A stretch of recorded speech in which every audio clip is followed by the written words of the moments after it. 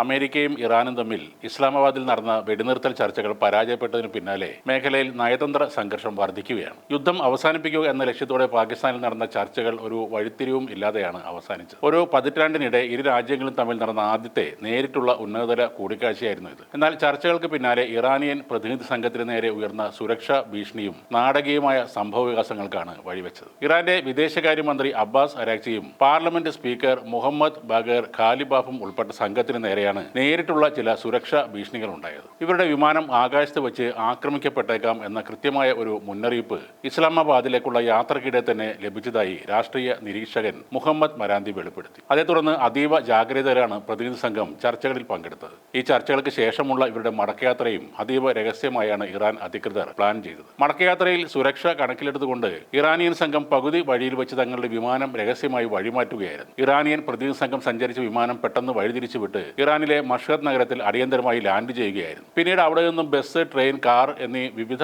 മാർഗങ്ങളിലൂടെയാണ് വിദേശകാര്യമന്ത്രിയും സംഘവും തിരിച്ച് സുരക്ഷിതരായി ടെഹ്റാനിൽ എത്തിയത്. അമേരിക്കയെ തങ്ങൾ ഒട്ടും വിശ്വസിക്കുന്നില്ലെന്നും വഞ്ചനാപരമായ നിലപാടാണ് അവർ സ്വീകരിക്കുന്നതെന്നും ഇറാൻ വ്യക്തമായി പറയുകയും ചെയ്തു. സമാധാന ചർച്ചകൾക്കിടയിലും തങ്ങളുടെ സൈനിക ശേഷി അവർ വർദ്ധിപ്പിക്കുകയാണെന്നും അടുത്ത ഒരു യുദ്ധത്തിനായി രാജ്യം തയ്യാറെടുക്കുകയാണെന്നും മുഹമ്മദ് മരാന്തി പറയുന്നു. ചർച്ചക്കായി ഒരുമിച്ച് ഇരിക്കുമ്പോഴും അമേരിക്കയിൽ നിന്ന് വിശ്വാസവഞ്ചന മാത്രമേ പ്രതീക്ഷിക്കുന്നുള്ളൂ എന്നാണ് ടെഹ്റാൻ സർവകലാശാല പ്രൊഫസർ കൂടിയായ മരാന്തി ലെബനോണിലെ മാധ്യമങ്ങളോട് പ്രതികരിച്ചത്. ആദ്യഘട്ട ചർച്ചകൾ ഫലപ്രദമായില്ലെങ്കിലും ഈ ആഴ്ച അവസാനത്തോടെയോ അടുത്ത ആഴ്ചയുടെ തുടക്കത്തിലോ രണ്ടാം ഘട്ട ചർച്ചകൾ വീണ്ടും ഇസ്ലാമാബാദിൽ നടക്കുമെന്നും സൂചനയുണ്ട്. പാകിസ്ഥാൻ അധികൃതർ രണ്ട് രാജ്യങ്ങളുമായി നിരന്തരം ആശയവിനിമയം നടത്തുന്നുണ്ടെന്നും ഇറാൻ ഇതിനോട് പോസിറ്റീവായാണ് പ്രതികരിച്ചതെന്നും റിപ്പോർട്ടുകൾ സൂചിപ്പിക്കുന്നു. അതിനിടെ തങ്ങളുടെ നയതന്ത്ര രംഗത്തെ വലിയൊരു നേട്ടമായി ഉയർത്തിക്കാട്ടാൻ ശ്രമിച്ച ഈ മധ്യസ്ഥ ശ്രമം പാകിസ്ഥാന് ആഗോള തലത്തിൽ തന്നെ വലിയ നാണക്കേടായി മാറിയിരിക്കുകയാണ്. 2026 ഏപ്രിൽ 10 മുതൽ 12 വരെ ഇസ്ലാമാബാദിൽ നടന്ന അമേരിക്ക ഇറാൻ ചർച്ചകളാണ് വിവാദത്തിലായിരിക്കുന്നത്. ചർച്ച ഫലം കണ്ടില്ല എന്നതിലുപരിയായി